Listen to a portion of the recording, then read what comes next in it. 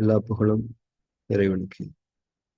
நம் அனைவர் மீதும் இறைவன் புறத்திலிருந்து அமைதியும் சமாதானமும் நிறைவாக உண்டாகும். இன்றைய தியான வகுப்பை நாம் துவங்கலாம். காலை பிரார்த்தனை வாசிக்கலாம். காலை பிரார்த்தனை. அகிலங்களின் இறைவனை, அனைத்து பெருமைகளும் போற்றுதல்களும் உன் ஒருவருக்கே உரியது.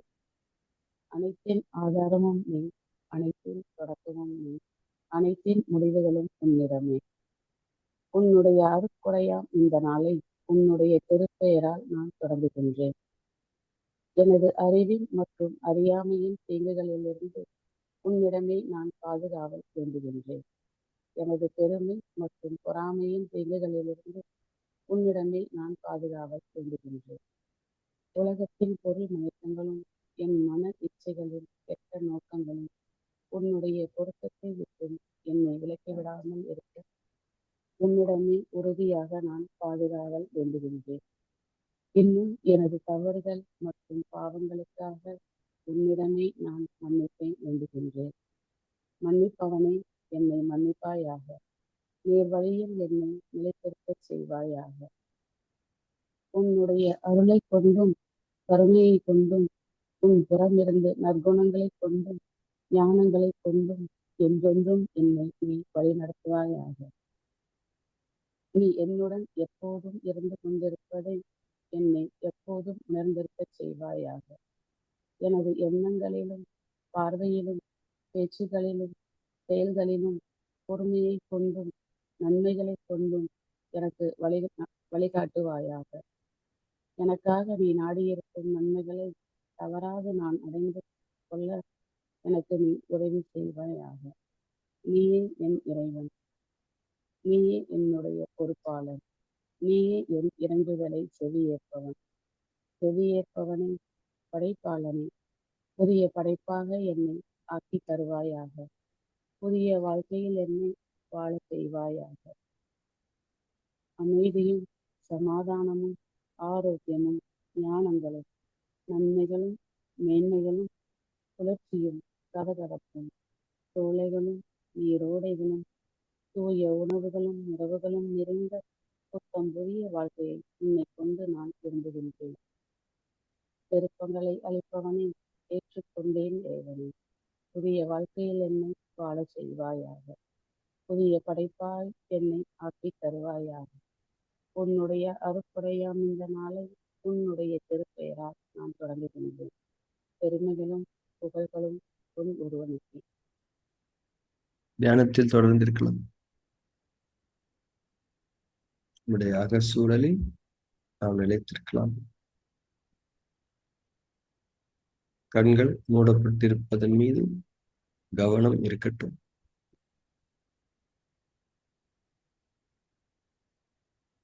புற உலகிலிருந்து விடுபட்டு அக உலகம் என்ற புத்தம் புதிய உலகத்தில் உங்களுக்காக இன்று படைக்கப்பட்டிருக்கிறது அந்த உலகம். அதனுள் நீங்கள் பிரவேசிக்கின்றீர்கள். இந்த உலகத்தில் நாளைய உங்கள் வாழ்விற்கான வழிகாட்டல்கள், இறைவனுடைய அருட்கொடைகள் நிறைவாக இருக்கின்றன. உங்களுடைய கடந்த காலத்தின் நிகழ்வுகளுக்கான தெளிவுகளையும் மன்னிப்புகளையும் இறைவன் உங்களுடைய அக உலகத்தில் உங்களுடைய உள்ளம் எனும் மையத்தில் வைத்திருக்க. அக உலகம் அந்த உணர்வு இருக்க வேண்டும். உடல் அதிஷ்டானாவில் இருக்கட்டும், மூச்சின் மீது கவனம் இருக்கட்டும்.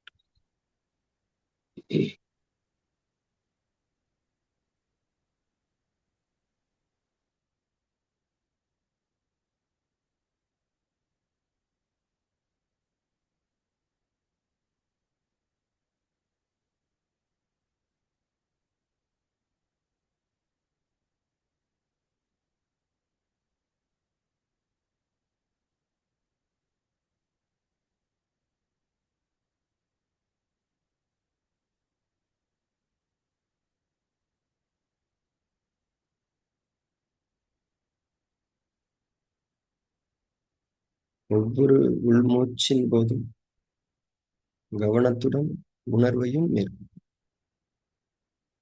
மூச்சு நமக்கு கொடுக்கப்படுகிறது, நாம் பெற்றுக்கொண்டிருக்கின்றோம். இறைவனால் உயிர் நமக்காக படைக்கப்பட்டு கொடுக்கப்பட்டு கொண்டிருக்கிறது. இறைவன் நம் மீது கவனம் வைத்து நம்மை உற்று நோக்கியவனாக இருந்து நமக்கு இந்த உயிரை நமக்கானதாக படைத்து கொடுத்து கொண்டிருக்கின்றான். இந்த ஒரு உணர்வு ஒவ்வொரு உள்மூச்சிலும் இருக்க வேண்டும். இந்த உணர்வு இருக்கும்போது ஒரு மூச்சும் தவறாது. கவனத்திலிருந்து அது தவற முடியாது.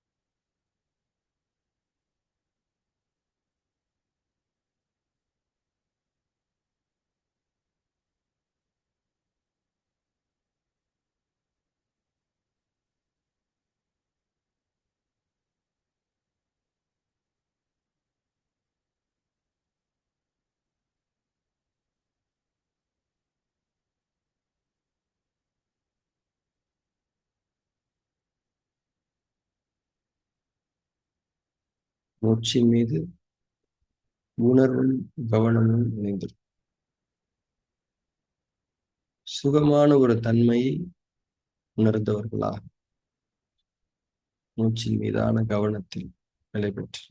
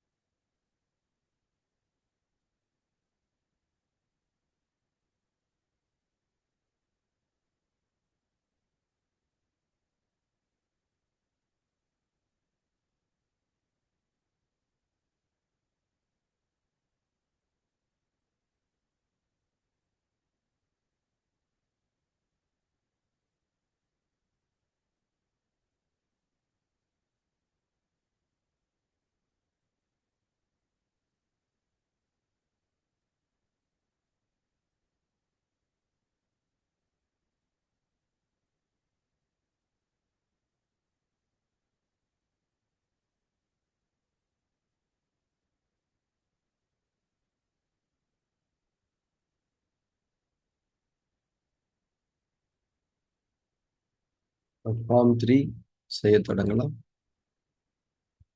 கவனங்களிலிருந்து தளர வேண்டும். சாட்சி பாவனையில் நிலை பெற வேண்டும். இந்த ஷிஃப்டிங் ப்ராப்பரா நடக்கணும்.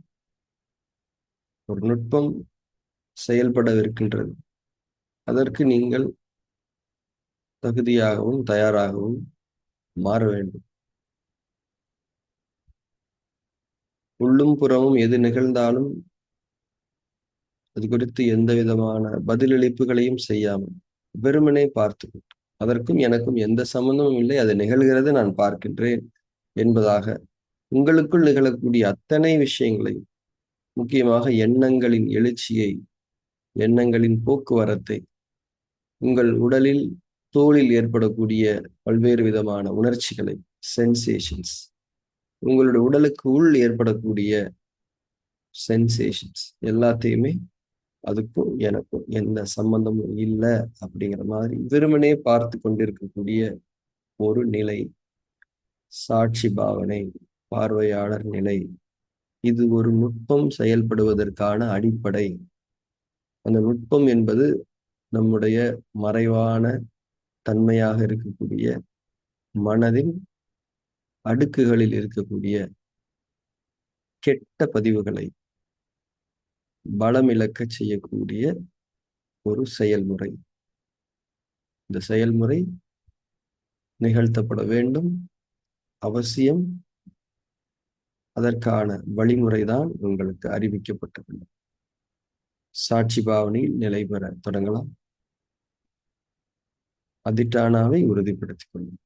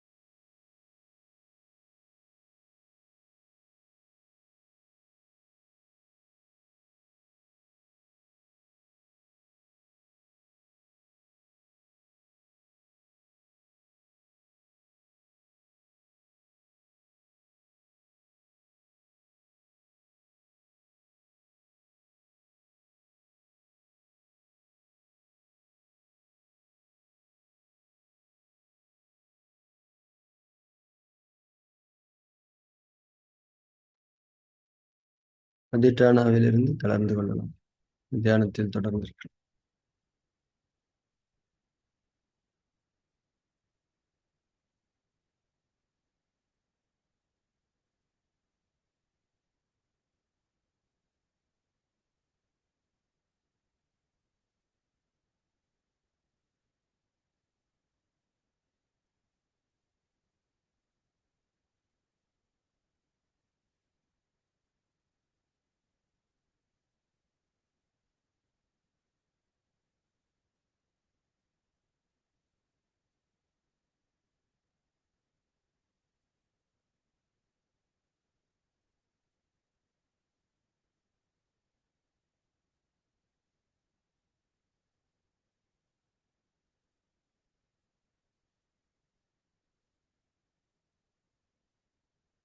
தியானத்தை நிறைவு செய்து கொள்ளலாம்.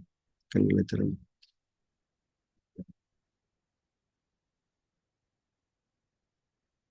இந்த ஃபார்ம் 3 பொறுத்த வரைக்கும் அதோடைய முக்கியத்துவத்தை ஒவ்வொரு அடிப்படையிலையும் நம்ம சொல்லிக்கிட்டே இருக்கோம். இது ஒரு மருத்துவம் என்ற அடிப்படையில தான் அதை நம்ம பார்க்கணும்.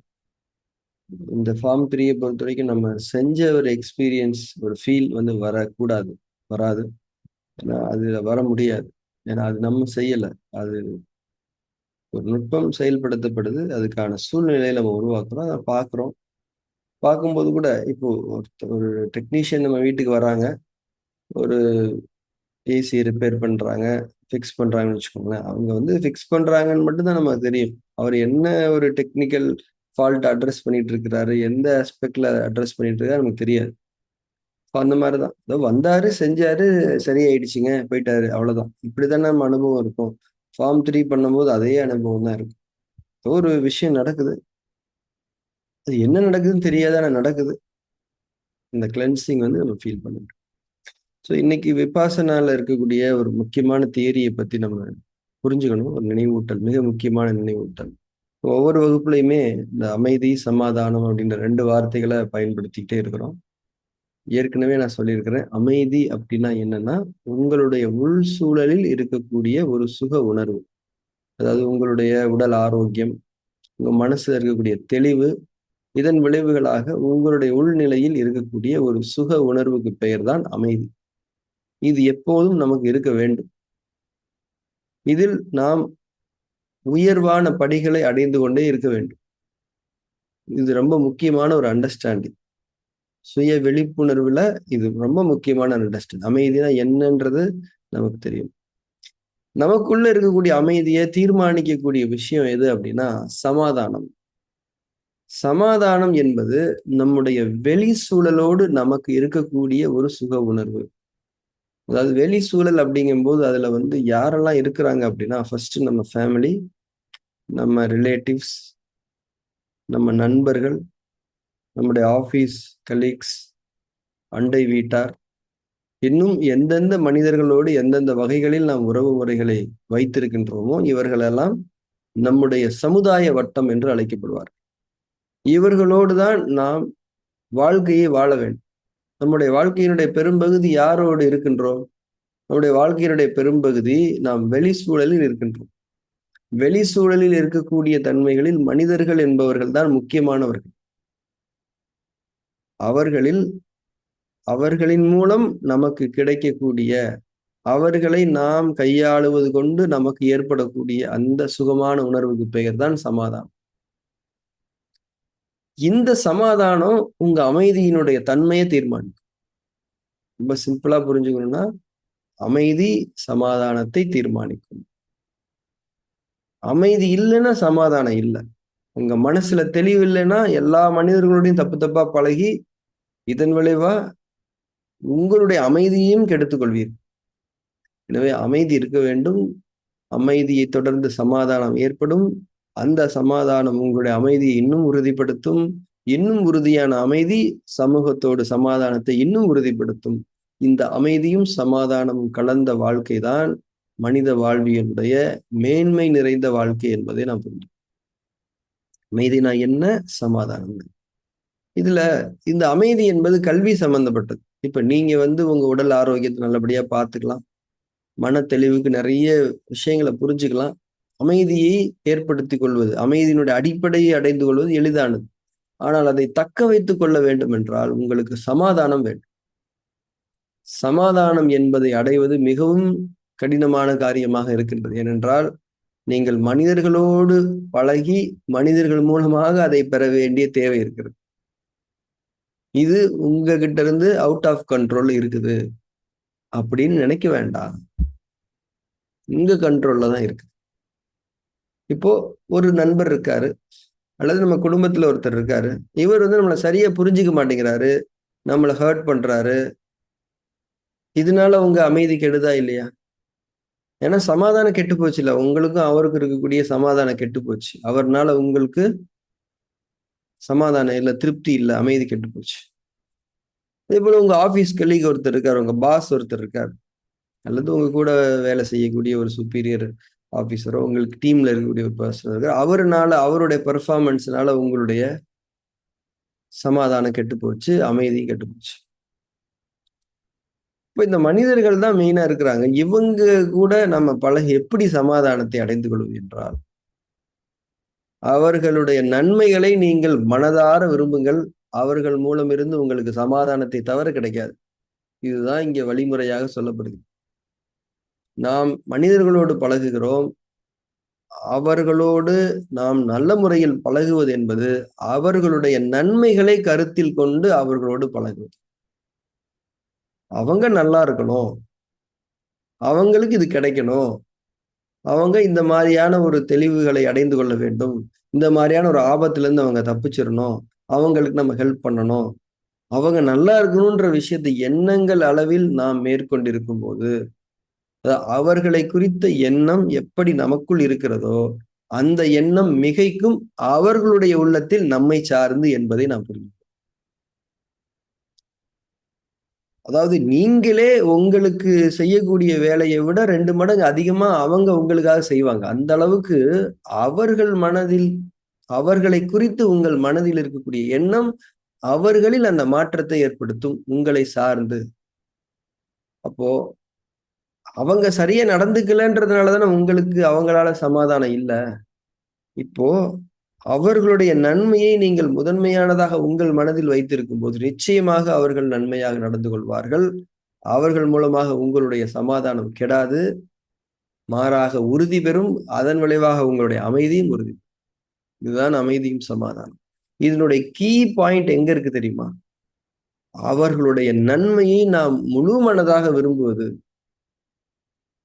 அதாவது விபாசனால இந்த விஷயத்த ரொம்ப டீப்பா அட்ரஸ் பண்ணி வச்சிருக்கிறாங்க. என்னன்னா, அதுதான் நம்ம பொறாமைன்னு சொல்றோம். அவங்க நல்லா இருந்துடக்கூடாதுன்னு நினைக்கிறதான பிரச்சனை. இந்த பொறாமைதான் சமாதான சீர்கேட்டுக்கு காரணம். அந்த பொறாமைதான் உங்களுடைய அமைதியை கெடுக்கிறது. பொறாமை என்ற ஒரு விஷம், அது ஒரு களையப்பட வேண்டிய ஒரு அன்வான்ட் மெட்டீரியல். ஆனா ரொம்பவும் சூட்சுமமா, ரொம்பவும் மறைவா, நுட்பமா நம்ம கூடயே இருந்துகிட்டு நம்ம லைஃப காலி பண்றது யாரு? இந்த பொறாமை. அதை நாம் மிகைப்பது எப்படி? மற்றவர்களுடைய நன்மைகளை நம்முடைய மனதில் நிறைவாக கொண்டிருக்கும் போது. நல்லா இருக்கணும், நல்லா இருக்கணும், நல்லா இருக்கணும், நல்லபடியா இருங்க, சுகமாயிக்குங்க, நல்ல சாப்பாடு உங்களுக்கு கிடைக்கணும், நல்ல வாழ்விடத்துல நீங்க வாழுங்க, உங்க குடும்பம் நல்லா இருக்கணும். எல்லா வகையிலையும் நீங்க அவங்க நல்லா இருக்கணும், நல்லா இருக்கணும், நல்லா இருக்கணும்னு நினைச்சுக்கிட்டே இருங்க. நேத்து கூட சொன்னேன், மற்றவர்களுடைய தீமைகளை பார்க்காமல் இருப்பது நாம் செய்யக்கூடிய மிகப்பெரிய மன்னிப்பு. இறைவன் தரக்கூடிய வாய்ப்பு. அது நம்மை இறைவனுடைய மன்னிப்புக்கு தகுதியாக்கக்கூடிய ஒரு மிகப்பெரிய வாய்ப்பு. அதை நாம இன்னொரு வழியிலையும் சொல்லலாம். விபாசனால அதுதான் புத்தர் சொல்றார், அன்பு. அன்புதான் அனைத்தையும் மிகைக்கக்கூடிய நல்ல குணம். அப்ப மற்றவர்களின் மீது நாம் உண்மையான அன்போடு இருக்கும்போது அவர்கள் மூலம் நமக்கு சமாதானம் தான் கிடைக்கும். உடனே மனிதர்கள் கேட்பான், அதெல்லாம் நான் நல்லாதான் இருக்கேன், ஆனா அவன் என்னைய பண்ற டார்ச்சர் உலகத்துல யாரையும் பண்ண முடியாதுன்னு நீங்க சொல்லலாம். இயற்கையின் சட்டம் அப்படி செயல்படாது. நிச்சயமாக அவர்கள் மூலம் உங்களுக்கு ஏதாவது ஒரு தீங்கு நிகழ்கிறது என்றால் நிச்சயமாக அவர்கள் குறித்த அன்பு, வாழ்த்துதல் தன்மை உங்கள் மனதில் குறைவாக இருக்கும். ஏனென்றால் அவர்கள் குறித்து, யார் குறித்து ஒரு எண்ணம் உங்கள் மனதில் இருக்கிறதோ, எப்படியான எண்ணம் உங்கள் மனதில் இருக்கிறதோ, அப்படியான எண்ணம் தான் அவர்கள் மனதில் உங்களை சார்ந்திருக்கும். இதை யார் எழுதி வைத்தது? இதுதான் இறைவனுடைய படைப்பமைப்பு. இது ஒரு யூனிவர்சல் லா. இது யாரும் மாத்த முடியாது. லா தப்பாகாது. நம்ம தப்பாவோம், இல்ல அவங்க தப்பாவாங்க, அல்லது அவங்க மனசுல அன்பை வச்சுக்கிட்டு தெரியாம எதையாவது செஞ்சுக்கிட்டு இருப்பாங்க. ஆனால் யூனிவர்சல் லா இப்படிதான் செயல்படும். அதனால் நம்ம சமாதானத்தை அடைந்து கொள்வதற்கான வழி மற்றவர்களுடைய நன்மைகளை நாடும். நம்ம ஏற்கனவே சொல்லியிருக்கிறோம். ஒரே ரூல் தான் சமுதாயத்தை பொறுத்தவரை. நமக்கும் நன்மை, உனக்கும் நன்மை, 2 பேருக்கும் நன்மை. எனக்கு நன்மை, உனக்கு நன்மை இல்லை, தவறான சமுதாய நிலைப்பாடு. உனக்கு நன்மை, எனக்கு நன்மை இல்லை, இதுவும் தவறான சமுதாய நிலைப்பாடு. எனக்கும் நன்மை, உனக்கும் நன்மை, இருவருக்கும் நன்மை. இது எல்லா இடத்துலயும் நீங்க அப்ளை பண்ணலாம். ஒரு வியாபாரம் பண்றீங்களா, கஸ்டமருடைய நன்மையை பிரதானப்படுத்துங்க, ஆட்டோமேட்டிக்கா உங்களுக்கு நன்மை நடக்கும். நீங்க ஒரு மருத்துவரா இருக்கீங்களா, பேஷண்ட் சரியாகணும்ன்ற எண்ணத்தை தவிர வேறு எண்ணம் இருக்கவே கூடாது. நன்மை, நன்மை, நன்மை. எந்த ஒரு மனிதரோடும் நீங்கள் நன்மை, அவருக்கு நன்மைதான் முக்கியம் என்ற அடிப்படையில் நீங்கள் செயல்பட்டீர்கள் என்றால், நிச்சயமாக அவர்களுடைய மனதில் உங்களை பற்றிய உணர்வு என்பது அன்பின் மிகுதியால் செழுமையாக இருக்கும். அவர்கள் புறமிருந்து உங்களுக்கு கிடைக்கக்கூடிய சமாதானம் அளப்பரியதாக இருக்கும். மனித உறவுகளின் அழகு என்பது அதுதான். மனித உறவுகளுடைய அநியாய போக்குகளை, அசிங்கமான போக்குகளை எல்லாம் நாம் பரவலாக பார்க்கின்றோம், கேள்விப்படுகின்றோம். ஆனால் அதற்குரிய இன்னொரு முகம் இருக்கிறது. மனித உறவின் அழகு அற்புதமான விஷயம் அது. அதை நாம் அனுபவிக்க வேண்டும். கொஞ்ச நாள் தான் எல்லாருமே இருக்க போறோம். அந்த உறவின் அழகை நாம் ரசிக்காமல் நமக்கு சமாதானத்தின் முழுமை இல்லை. சமாதானம் இல்லாமல் அமைதி இல்லை. அமைதியும் சமாதானம். இதை மனிதர்களாகி நாம் எப்படி அடைந்து கொள்வது? இதற்கு நிச்சயமாக வழி இல்லை. இறைவனுடைய உதவி நமக்கு தேவை.